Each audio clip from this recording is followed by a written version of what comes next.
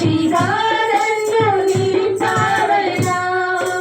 ఆశ్చర్య కార్యములు ఎన్నో చేసి నీ పాత్రగా నన్ను మలిచావయ్యా. ఆశ్చర్య కార్యములు ఎన్నో చేసి నీ పాత్రగా నన్ను మలిచావయ్యా. యేసయ్యా యేసయ్యా యేసయ్యా యేసయ్యా యేసయ్యా